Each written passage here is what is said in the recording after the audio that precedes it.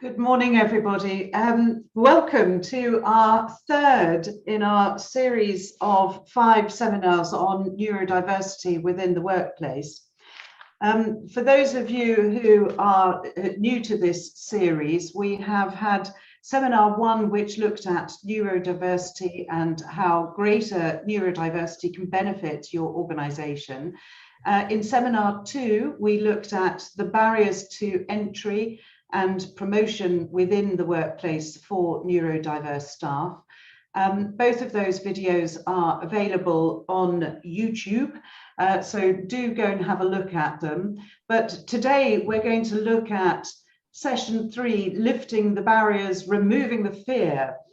The next session, we're going to have a Q&A panel discussion on lessons learned, and session 5, we're going to as a panel, look at and respond to some of the particular questions and discussion points that have been raised during the course of the series.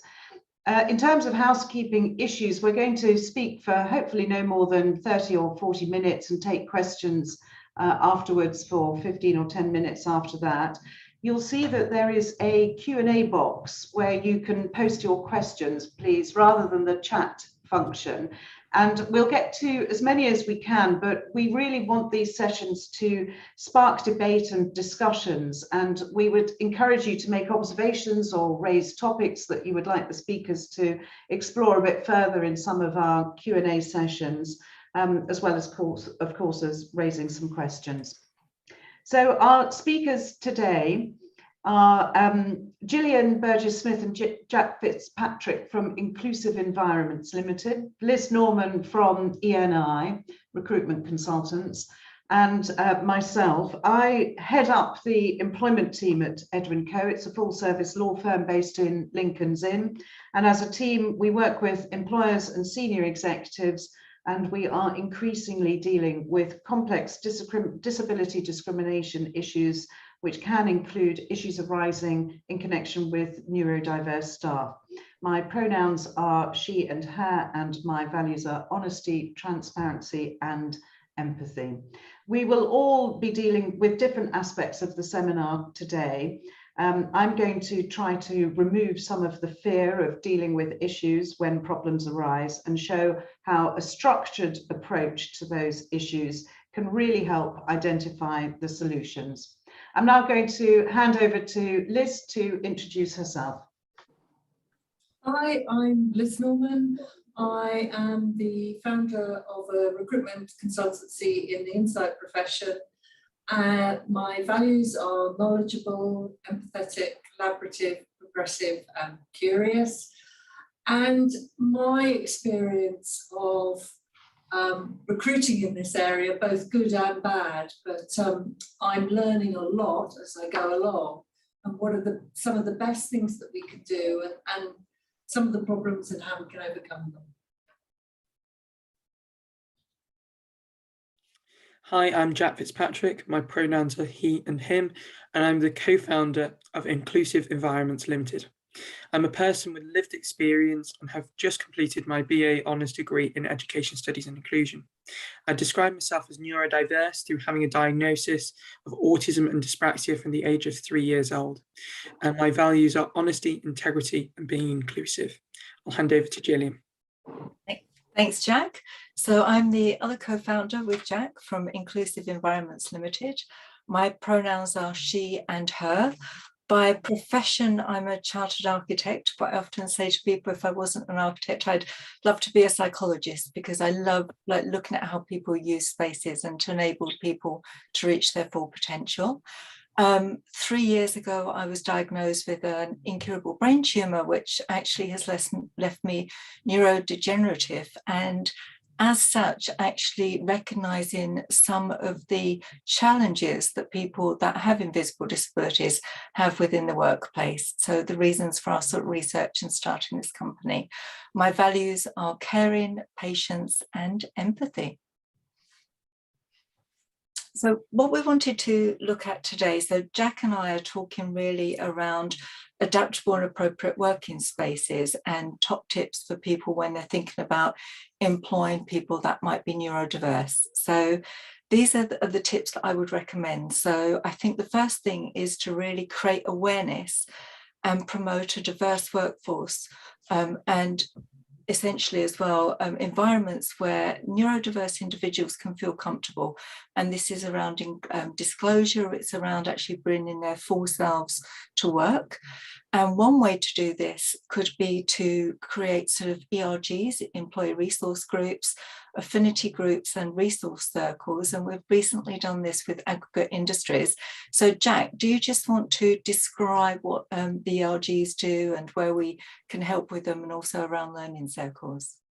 Yeah, so my role within aggregate industries, which I was working with them on a placement for 18 months last year, was to look at and evaluate the EDI, Equality, Diversity and Inclusion corporate culture. And as part of this, employee resource groups, which are groups of staff or employees at various positions within the company, define themselves as either being neurodiverse or have an LGBT background or age, as well as gender. And these groups are part of a top-down, bottom-up type of strategy that the organisation has taken, in which part of this is allowing the employees to be part of the decision making, and these smaller decisions get fed up to more of the senior management to influence the corporate culture.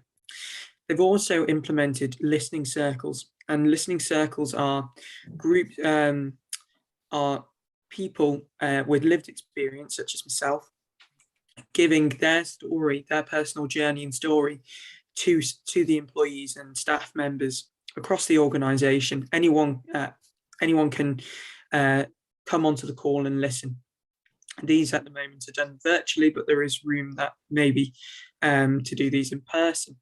And these listening circles have created profound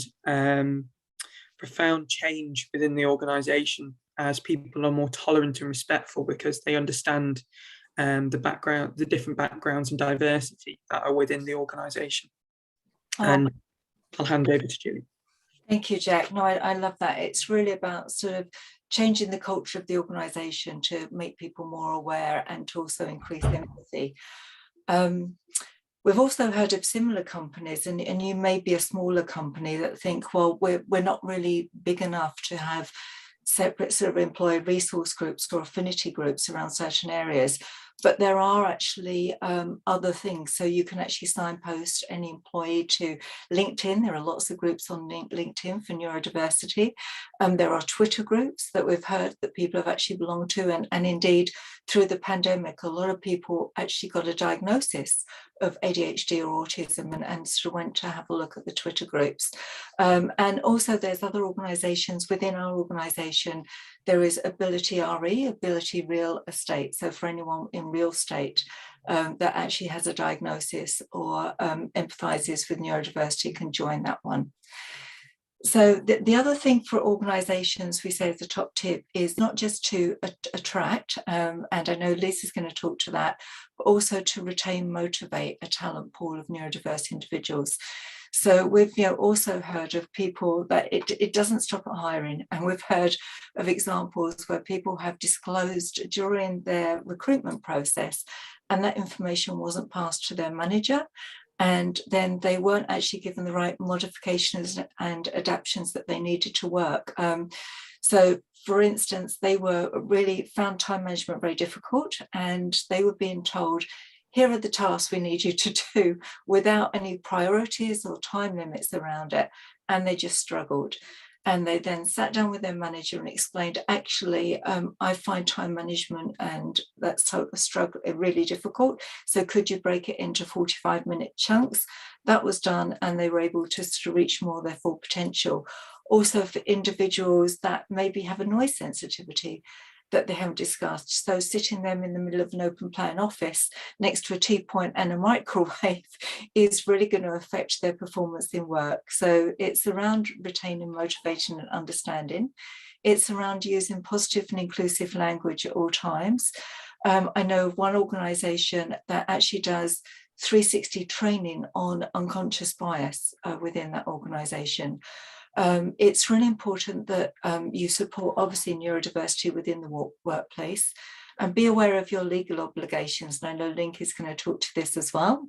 And it's around reward and recognition. You know, I think the idea of having personal development reviews once a year, let's have them 4 times a year.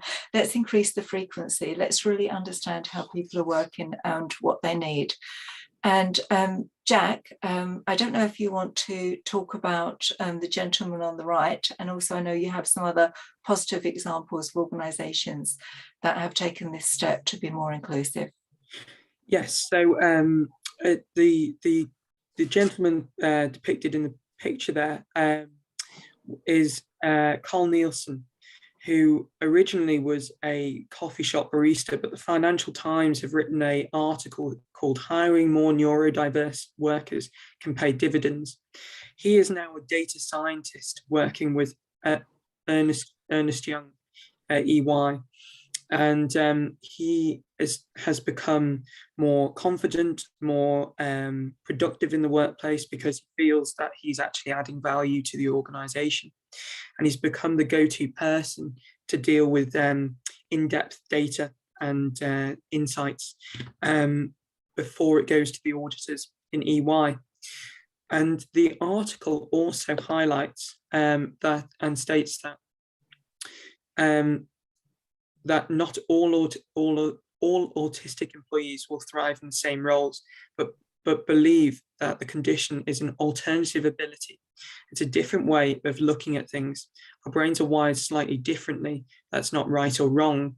That does mean that we have different ways of looking at things and different interests that companies can benefit from.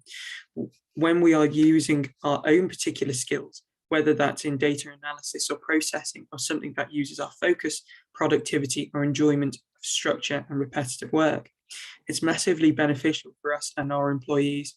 We are not a pity hire. So Carl is also identifying as neurodiverse as well. And he's part of an initiative called the Neurodiversity Centre for Excellence that EY have just started to create more and more of across the UK, with a new one opening in Manchester.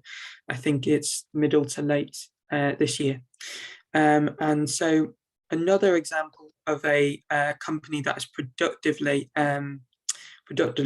encouraging the hiring of neurodiverse employees is SAP, in which a manager of a 21-year-old autistic individual gave them the autonomy to look at the procurement processes when doing large invoices. Initially, from suppliers, it could involve upwards of 20 departments and therefore take days to process manually. But this person, in his spare time, created an automated process. So it now takes 20 minutes rather than several days. And this is the benefit of having people within companies who are neurodiverse.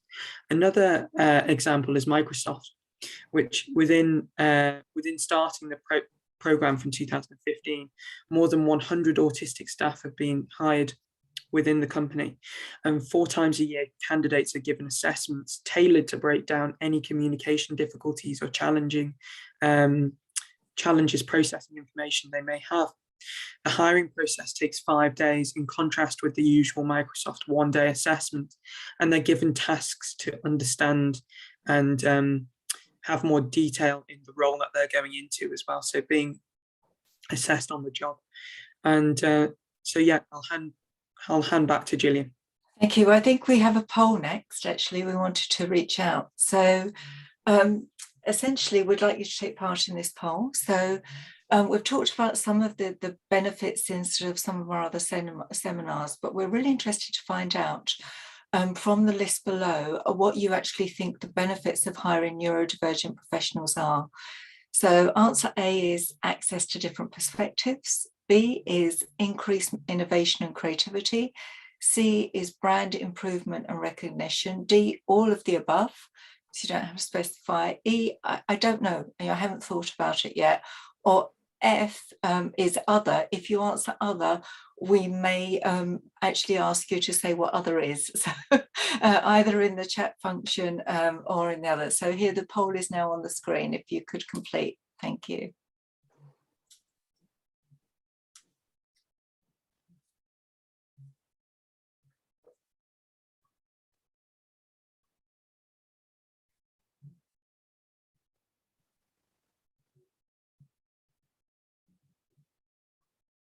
Perfect. Wow. Fantastic. So it's really good to see that. Well, 10% of you are access to perspectives. You hadn't really thought about increased innovation or brand improvement. Obviously, those are benefits as well. And 90% actually do recognise that these bring all of the above and more. I might ask Liz to talk about her poll. And then I'm glad that sort of none of you didn't know. So you're all aware and there was no other. So Liz, do you just want to come in and just mention the poll that you did? So yes, I quickly did a poll on LinkedIn yesterday. We can only put in 3 possible responses on LinkedIn. So I just chose improved employee brand, different perspectives for loyal employees. And different perspectives was 91%, which actually quite surprised me that people were that welcoming of the different views that people like that. Oh, like that sounds terrible. I'm neurodiverse. People that are neurodiverse can bring. Yeah, and so it's they genuinely see the contribution, the positive contribution that the neurodiverse can bring. And I think the other on here was that 0% was against loyal employees. Yes, in your poll, which in this market you would think that would be important to people, but no. No, well, I can tell you that Carl Nielsen EY is very loyal now, and he he loves that company. So if I could have the next slide, please. So I just want to talk a little bit about environments and breaking down those barriers. So the first slide on the left, the picture on the left there, is a reception. So I think it's important to make first impressions count. So, you know, for instance, that reception is really calming. It's not overwhelmed by too many visuals. You've just got the 3 color contrast going on with the natural wood, the gray and the sort of planting. And it's just sort of welcoming. And one example that I always give is around toilets. So the middle there on the top is actually a toilet. And what I'm trying to say with that picture is you don't have to make disabled toilets that are generally on the ground floor of buildings when you go in ugly, because it doesn't give a nice first impression. If you could just paint it peach and maybe put some plants in there, people that go into the toilet before they actually go to their meetings will have a lot nicer impression of the people that they're going to see. And the example I also give, for me, it's wayfinding. So wayfinding in both directions. So yeah, a lot of buildings actually don't think about their wayfinding, their signage, their lettering, the contrast and so forth, but it's really important to make that accessible. The photo below with the orange back and the green chairs, those are actually acoustic chairs. And that photo is actually from Auto Trader.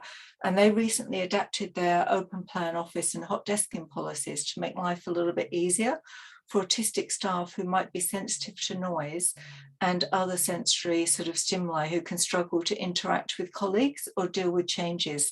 So these individual chairs where they can feel part of an organisation, but feel a little bit sort of more secluded and away, have those acoustic wings on them as well, really helps them to sort of be able to focus.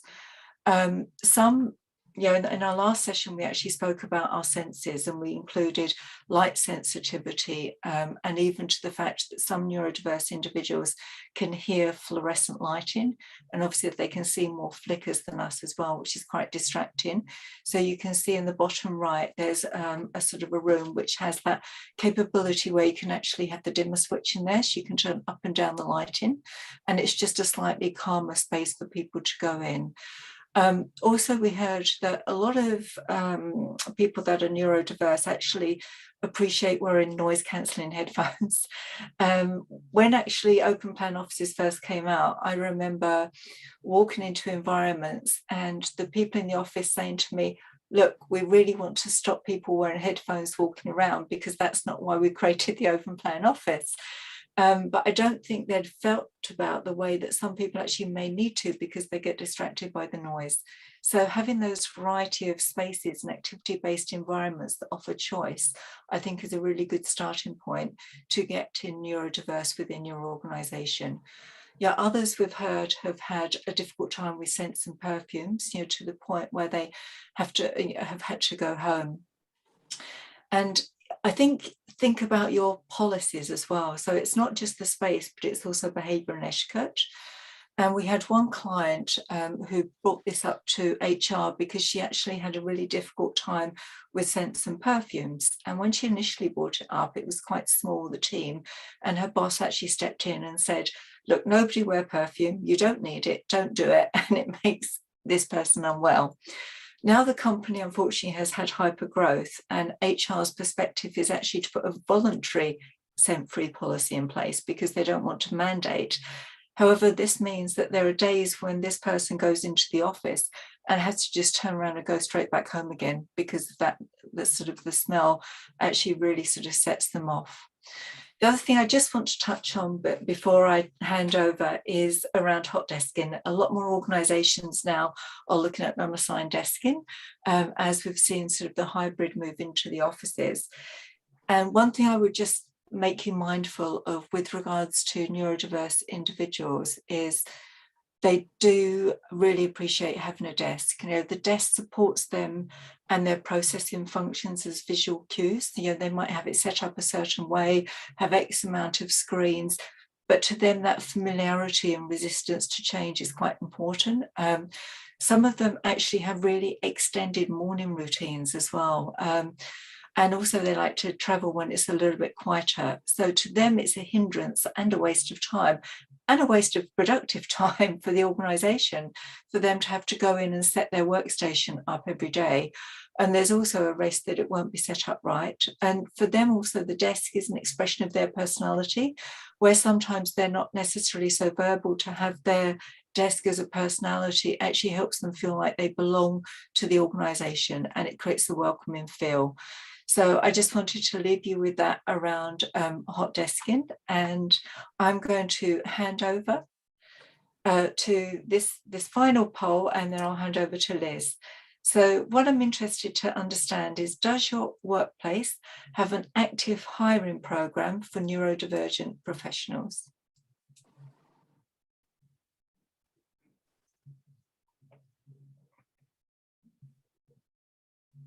Hopefully the poll has popped up on your screen.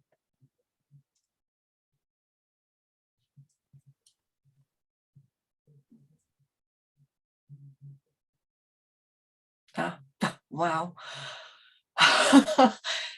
Phenomenally, 100% of you said no. Oh my goodness, reach out for help. Okay, that is really interesting. Thank you very much. So Liz, that's quite a good introduction for you, isn't it?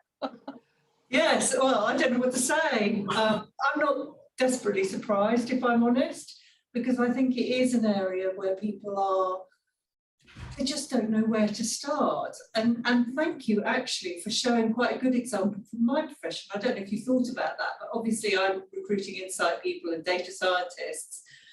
So perfect, you gave a great example of how it can work. And I think, you know, one of the things that we could do better is just demonstrate how it can work, give some positive examples as a way of overcoming the fear. The other thing I just wanted to comment on was those acoustic chairs. I love them. And I thought it was a really good example of how you can change things, and it helps not only the neurodiverse, but actually lots of us benefit from little things like that. So bringing in these changes is not just about neurodiversity, it's about supporting all of us. We've all got our quirks, haven't we?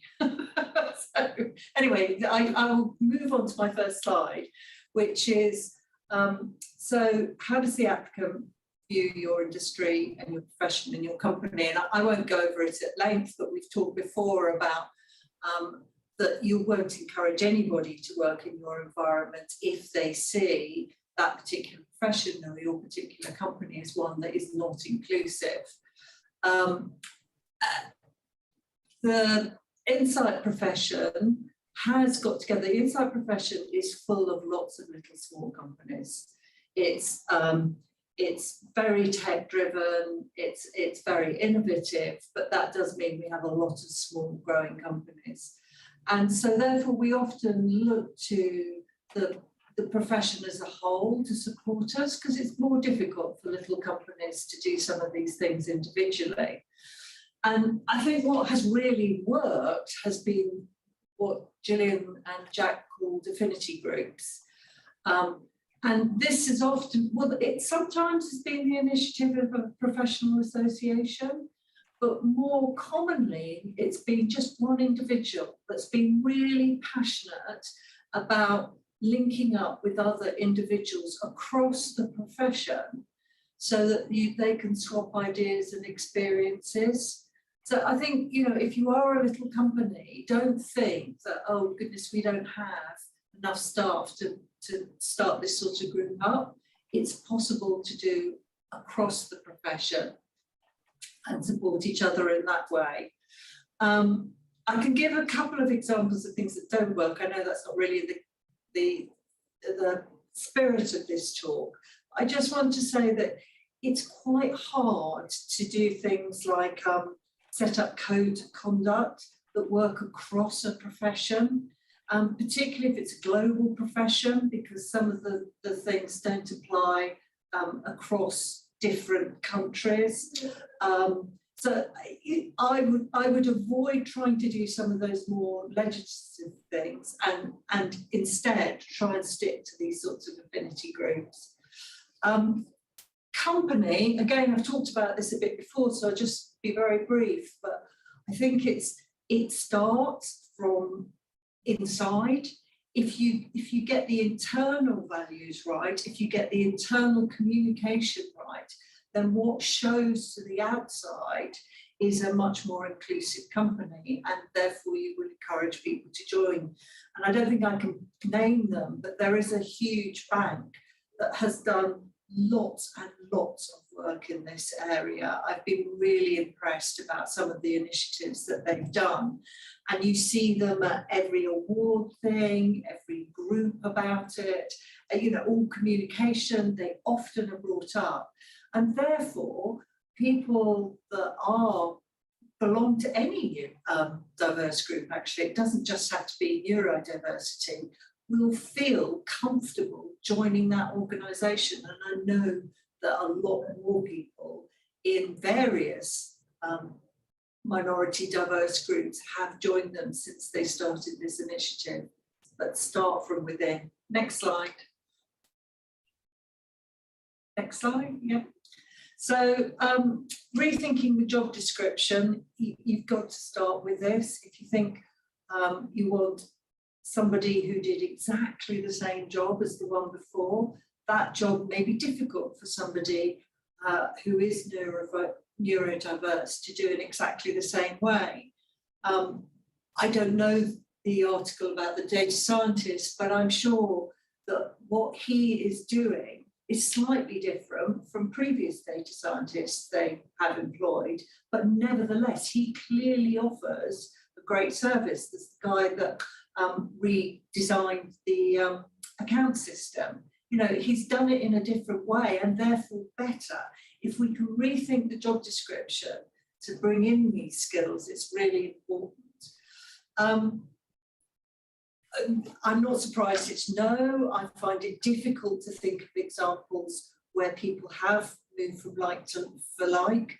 But one of the things that people are commonly doing is dropping the need for educational qualifications.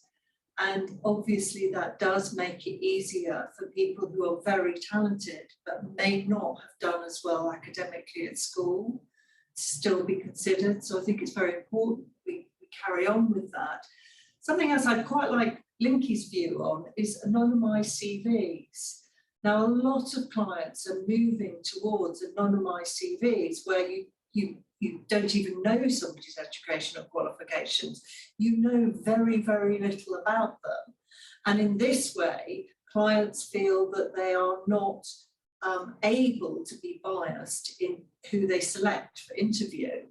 But I feel that that's just pushing the problem further down the line. And actually, if the person that's interviewing them is still in some way not as open to neurodiverse people as someone else, then the fact it's an anonymised CV makes no difference. But I would like to hear Linky's view. Next slide. So promoting the vacancy, obviously it's very important to encourage all to apply. You don't want to say, oh, only the neurodiverse can apply, because that's clearly not allowing everybody to apply, but you can word it so that it's very clear that you welcome applications from the neurodiverse. The next thing to think about when you're writing an advert is thinking about the language, particularly if you're asking for very specific skills. Some people may feel very nervous that that's not something that applies to them. You may make the process seem very laboured, which somebody that's neurodiverse feels they can't follow through with. So it's thinking about how you word all those things so that the advert is inclusive, it welcomes all to apply. And then finally, adverts in themselves are not actually that inclusive. For some people, applying for an ad, they just don't feel confident to do it. I mean, if you think that, I think it's, is it 80%? It's nearly 80% of autistic people are not in work. If you're not in work, then you're not going to be regularly looking at job adverts, because you're just going to dismiss the idea of work being for you. So then you have to think about other approaches. So possibly reaching out to charities. There are a lot of charities that try and support the neurodiverse into the workplace. You can do trials, and I know of companies, in fact, I think Microsoft do this, take on large groups of people on a trial basis. And this not only allows people to come in and show you, rather than through interviews, show you what they can do, but also allows both of you to learn about what the problems are with all problems, opportunities, but what changes you need to make to take on somebody that is neurodiverse. So just think about trying some other approaches. Apprenticeships, that's another thing that organisations are doing. Next slide, please. The selection process. There's a lot that you can say about this. I'm not going to talk about positive action again, because we covered it in the last webinar. If you haven't seen Linky's summary of positive action, then I urge you to look at the past webinar. We've also made a separate clip of it, because it's something that I have never really understood, and Linky makes it really clear. But I guess the summary is there are lots of different things that you can do to support neurodiverse and other diverse groups into a job. But one of the things you can't do is you can't have selective shortlists, things like neurodiverse shortlist. The next thing is referrals. Now, again, I'd be interested in Linky's opinion on this. Referral schemes are very common. It's certainly in my profession, people promoting roles through their own workforce, feeling that this is a very good way of getting, I suppose guaranteed, but a talent that is known to others and therefore likely to be of a good quality. But the problem is that you are reaching out within your own network. You're not reaching out to these new pools of people. So is referrals the best way of recruitment? There are pluses and minuses. References, that's another area actually, and again I'd be interested in Linky's view, but do you get references? Because again, you are reaching out to people within a particular network and therefore not getting the views of people outside that network and people that might be slightly different, but that doesn't mean to say that they can't do the job well. Improving the interview process, there are lots and lots of ideas on this. I picked out a few. So I was talking to the HR director of a huge pharmaceutical company who'd learned sign language, for example, so that he could be absolutely sure that if that was necessary, he was, as an organisation, they were able to support that. A lot of larger companies make sure that they have an interview board that represents various minority groups, much more easily done, of course, for a large company than a small.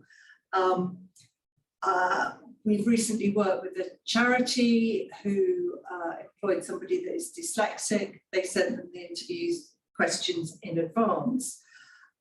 ENI, we do competency interviews, which is looking at people's innate skills. So it doesn't matter what background they've come from, they have those innate skills, again, as a way of trying to make us as inclusive as possible. Going back to Linky's point, you've got to make sure that you keep a process, an interview process that can be measured and where you can keep accurate records, so that if people go back and question that, you can be absolutely sure that you have done it fairly. Interviewing is still something in this country we tend to just sort of have a chat, and in that way, it's not. You can't be sure that you are giving everybody a fair chance. Finally, then of course you can have no interview, and in a way I've already covered this, but there are all sorts of things that you can do, like getting people in for a trial rather than going through an interview. Next slide, please. I just wanted to talk about access to work, which until I started on this journey, I knew nothing about, and I don't think many of my clients know anything about. At the moment, this is something like 62,900, I think, that the government gives to any disabled employee to help them in the workplace. So it does go to the employee, but they are all work-related things that the government is prepared to fund. And 62,900 is a lot of money.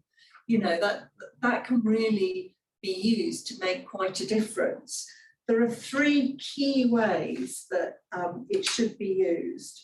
One is, so any extra cost of employing that person in the workplace, it might be the acoustic chairs, it might be some sort of special software. There's all sorts of things that you might want to think about in order to make your environment more supportive of the neurodiverse. The second one is to support mental health in the workplace. So obviously having encouraged these people to join your organisation, you then want to make sure that's a success. So what can you do to support that? The next and the last area is communication support. So anything that may help that individual communicate and work with the team around them. Gillian, you're laughing. I hope I've got that right. Yes. And I wanted to give a real example of this. Last weekend, I met a community nurse who had worked a lot with autistic people, and her job had been to go into the workplace and literally shadow them for their first 6 weeks and help them with just learning, you know, taking on all in the information, working with their colleagues, just supporting them through until they had got into the routine of it and they were felt very comfortable in the environment. And then after 6 weeks, she would work with somebody else. Now, unfortunately, the NHS have cut the budget for this, so you know she's not able to do that work anymore. But I would have thought that organisations should be able to bring in people like her and fund it through access to work. So that's an idea. Next slide, please. Yes, I just finally wanted to cover 2 things. So we measure not only the people that register with us as a recruitment agency, but also that actually go out for interview and that we get jobs. We measure them by various diversity groupings, including physical and neurodiverse. And the reason that we are measuring them is that we are putting practices in place to ensure that we get better, but we can't actually see what's working and what isn't if we're not measuring it. And certainly I have found that clients that similarly are measuring it are making particular efforts to change things. And I think what you don't measure is often it's easy to, well, not ignore, but you know, when in a busy working world, to think about other things. If it's measured, if there are targets, you're more likely to change things and make a difference. We're actually measuring it through Diversely. I put their logo there, but there are lots of other ways of doing it. You can even just do it yourselves on a spreadsheet. You've got to be very careful. Obviously, you comply with GDPR, again, Linky. You could probably comment on that. And the final thing is diversity and inclusion support groups. Now, I have been really interested in this area for probably 18 months, and I have joined a number of groups, including includability and the ability people. And these have been fantastic support groups. Organisations of all sorts belong to them, all sizes, and they have regular meetings to allow people to get together, exchange ideas, talk about different training things, talk about good examples, what's worked and what's not. I would really urge people to look at joining groups like this, because I can't believe how helpful they've been. They will do other sorts of things too. They'll do things like audit your website and check that, you know, it's as inclusive as possible. But actually for me, it's the chance to chat to others and learn from them, which has been really useful. And finally, I just want to give a big shout to Jenny, who trained me in the area of balance of diversity and inclusion in the first place. And yeah, so there are some great trainers out there, and I think that's also a very good start. Thank you. Sorry, I talked far too long. Thanks very much, Liz. It's always interesting hearing all these other perspectives. You've given me lots of questions to respond to. I think given the time, and in fact we've had a couple of really interesting questions sent in through some of those attending. I think given the time, we will probably leave questions until our next session, or maybe our 5th recorded session, where we will pick these up. But there's some really interesting sort of discussion points coming through, so we'll pick those up in future sessions. I just wanted to touch on common issues that I see in practice.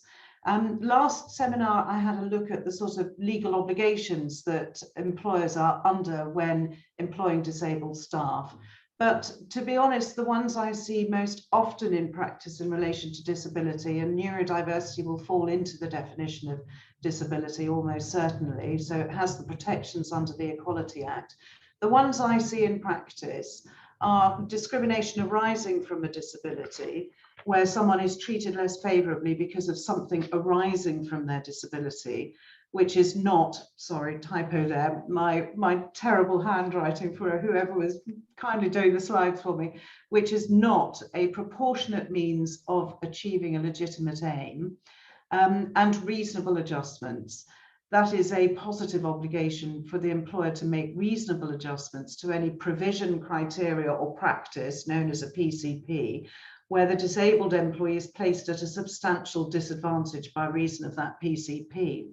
And even in just reading that out, I'm conscious that that's just a lot of words.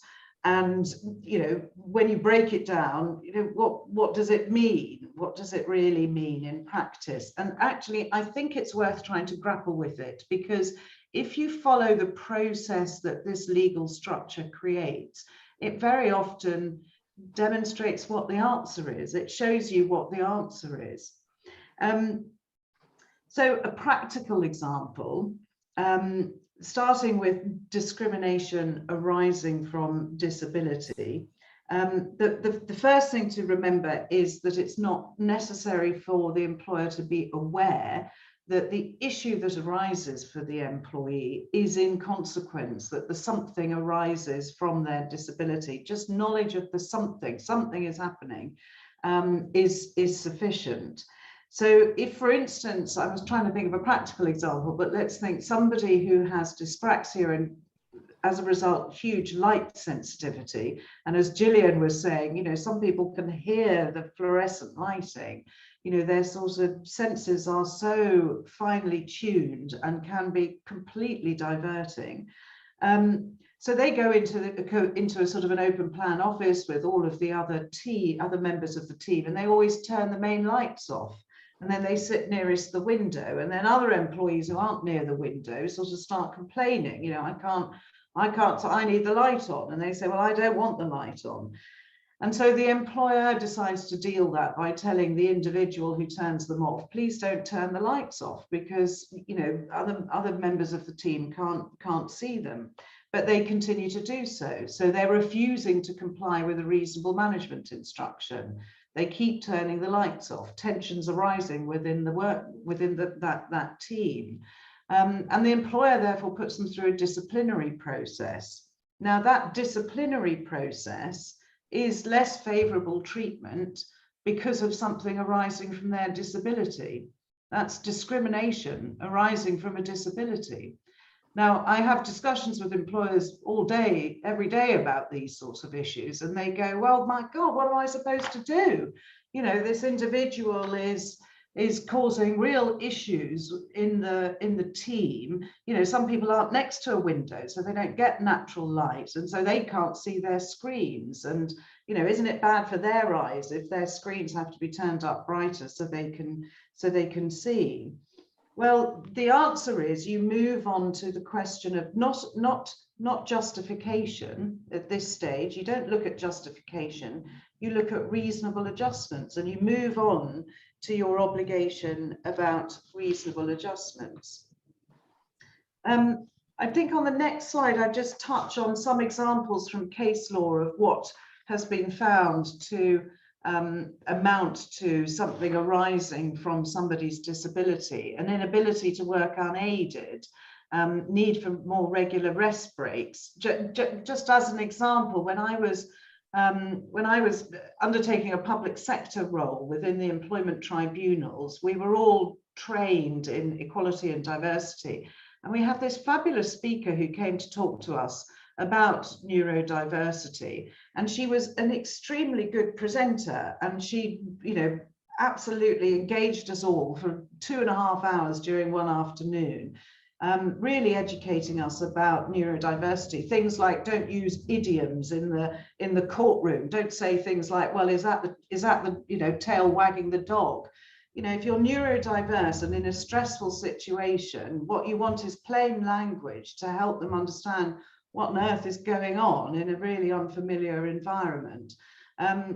But she had autism, and as a result, what she explained was that she is a good presenter, and she can present these things and impart really complicated issues in quite a sort of simple to understand way. But she gets incredibly exhausted. She gets more sort of drained by doing a 2.5-hour session than somebody who is not neurodiverse.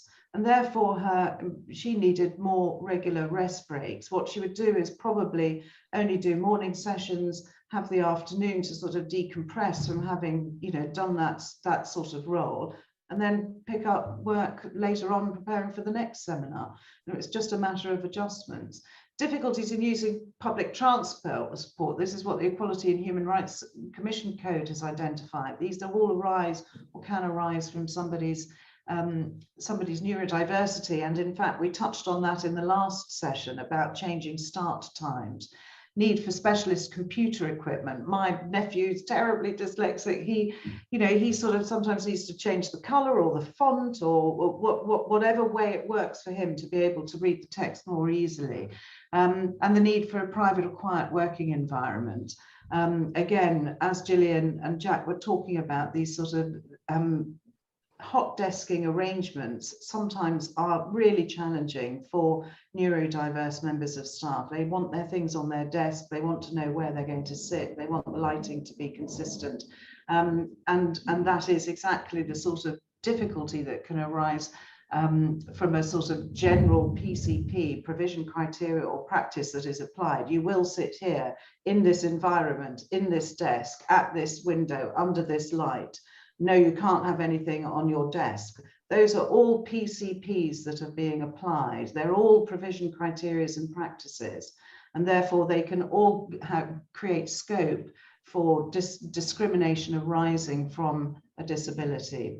Others that I've come across is, not brightly lit, intolerance. Gillian has spoken of this intolerance of strong smells or perfumes or aftershaves. A lot of companies are rolling out sort of policies that sort of touch on this, to have a no sort of perfumes or aftershave policy. Aggression, there are a few cases which relate to people who react particularly aggressively when under stress and difficulty, and that aggression can be something that arises from their disability. It doesn't mean that you have to just tolerate somebody who's constantly headbutting their colleagues. But it means you've got to have a more structured way that you approach it. And the first one is looking at reasonable adjustments. So if we go on to the next slide, what is the provisional criteria you are adjusting? I've heard people say, well, I need them to work autonomously. I can't create this buddy mentor scheme you're talking about, Linky. I need them to work autonomously. That's the provision criteria or practice. I need staff to be at their workstation during work hours. I want them there from 9 till 6. Well, why? Why do you need them there from 9 till 6? Can you not do, 10 till 7 or whatever? And yes, for some workplaces, you do need them there. Helplines, call centres, shift patterns. There is probably an issue around being able to adjust the shift pattern that particular individual is on. And yes, it may well be that they always get the 10 till 7 shift. But if that is a reasonable adjustment that alleviates that disadvantage, then that is what you should implement. This need to start work at 9, the requirement to use the equipment given without any modification. No, we're not going to get that software. No, we're not going to have any other sort of external aids that help. These are all reasonable adjustments that the employer should consider. The requirement to be polite and courteous to colleagues and clients, that is a PCP. And you might have to adjust it. You might have to sort of say, look, sometimes under pressure there can be an outburst. I mean, Tourette's is the easiest example. you may be able to garner greater understanding and tolerance with education in your workplace. That may be more difficult if they're answering calls to clients. And that sort of external facing role, it may not be possible to make a reasonable adjustment to accommodate that. And that's fine, but you need to think about it and you need to justify it and you need to understand what is the provision criteria or practice and what is the adjustment that you are implementing. So once you've identified your PCP, I advocate that the adjustment usually presents itself. What the case law says, what the law says is that you can consider all of the following factors. Does the adjustment have any prospect of removing the substantial disadvantage? You don't have to remove the disadvantage altogether. Believe me, neurodiverse staff are quite used to working at some disadvantage. The question is whether or not it's a substantial disadvantage. That's the test for discrimination arising from and the requirement to make an adjustment. And as long as the PCP removes some of the disadvantage, then it is one that should be implemented with taking into account the other factors. Is it practicable? What is the cost? Is there an external finance or assistance available? So what Liz was talking about, access to work, my goodness, look at that. That can really help. That sounds like a substantive amount of money. Is it practical to have somebody else there in the first sort of 3 weeks, 6 weeks of their training, supplied by Access to Work, to help them go through all the training that they've got to do on health and safety and the new IT system and that sort of thing? Probably is. Why wouldn't it be? Maybe if you're working with high trade secrets that the Coca-Cola formula, it may not be appropriate to have someone from outside the organization doing that shadowing, but you can probably adjust the training so that it can be done external to that sort of unit that has highly sensitive information. And you can take into account the nature and size of the employer's business. So you look at that adjustment, it will present itself. And if, having looked at it, you've looked at what your PCP is, you've looked at what the adjustment is, and for legitimate reasons, you've determined, look, it's not possible to make an adjustment that will alleviate the substantial disadvantage. And if that's the case, then you move on to the question of justification. And justification is it a proportionate means? Is the discrimination I'm subjecting this individual to a proportionate means of achieving what my legitimate aim is? So let's take, for example, you're working with the Coca-Cola formula, it's highly confidential, and they want somebody to come in and help them with IT training from an external organization that's being paid for by Access to Work. Your legitimate aim is to keep the information confidential. And if you can't do that training without disclosing that confidential information, it may be that therefore not being able to train them or not being able to train them in that way, which is a disadvantage. It may be that it's a proportionate means of achieving that legitimate aim. But you've got to focus on what is your legitimate aim and what are the ways that we can do, what adjustments can we do in order to achieve that legitimate aim without creating some sort of discrimination for that particular individual. The other legitimate aims that we've heard is maintaining high standards of work and implementing effective control and management of company finances. And that is the legitimate aim in the context of sick pay. So a big fight and a big sort of ground of debate is, look, if somebody is off sick because of something arising from their disability, do I have to continue to pay them?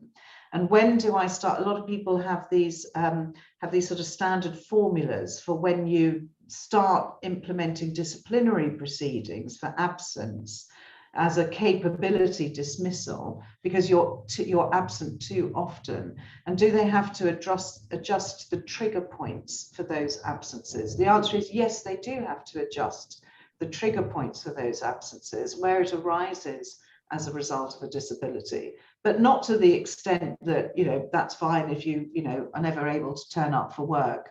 that's fine because it arises from your disability. That's clearly nonsense. You know, they're employed to work.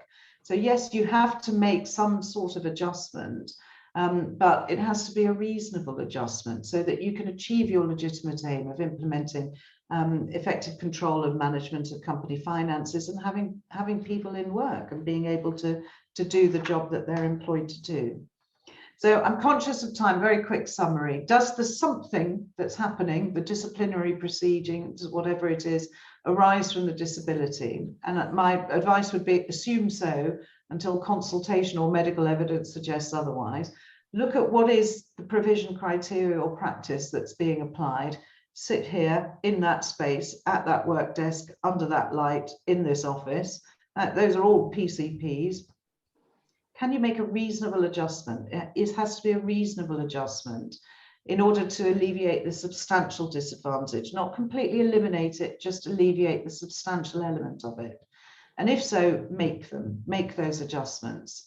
And you see if that substantial disadvantage and therefore the less favourable treatment dissipates. And if it doesn't, and there is an ongoing problem, then you move on to the question of, is that discriminatory treatment a proportionate means of achieving my legitimate aim? What is my legitimate aim? And is this a proportionate response? So that's a sort of very quick run through. I think the slides will help sort of structure your thinking. So anybody who's attended, if you do want to have the slides, do ask us to email copies of them to you, and we'd be very happy to do so. Conscious of time, we've detained you all for too long as it is. We will definitely deal with the questions and the comments in our next session because there's some really interesting questions that have been raised. Particularly one about examples of professions and various types that particularly suit neurodiverse individuals, and I'm sure we've all got something to say on that. But thank you very much, and thank you to all of our speakers. And we will see you at the next session, hopefully, which I think is on the 8th of June. Look forward to seeing you then. Many thanks. Thank you.